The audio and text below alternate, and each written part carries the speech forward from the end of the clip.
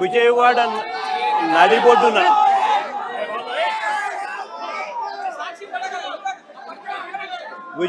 నడిబొడ్డున అంటే రాష్ట్రానికి హెడ్ క్వార్టర్స్. ఇక్కడ నుంచి కూతవేటు దూరంలోనే ముఖ్యమంత్రి గారి నివాసం.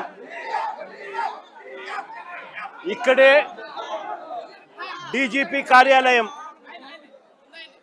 ఇక్కడి నుంచి కూతవేటు దూరంలోనే డీజీపీ కార్యాలయం. ఇక్కడే విజయవాడలోనే కమిషనరేట్. ఇక్కడే ఏసీబీ పరిధి. ఇదే పరిధిలోనే ఈ పోలీస్ స్టేషన్. ఇదే పోలీస్ స్టేషన్ పరిధిలోనే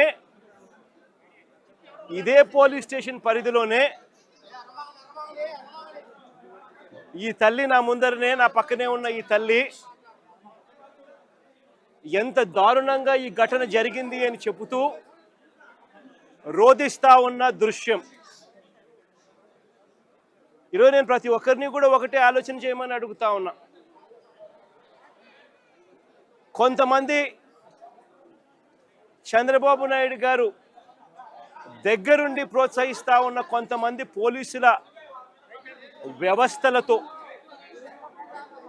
ఈ కొంతమంది చేసే ఈ కార్యక్రమాల వల్ల మొత్తానికి ఈ రాష్ట్రంలో పోలీస్ స్టేషన్లకి ఏదైనా అన్యాయం జరిగితే పోవడానికి కూడా ఎవరైనా కూడా భయపడే పరిస్థితిలోకి ఈరోజు ఈ రాష్ట్రంలో పరిపాలన సాగుతూ ఉంది.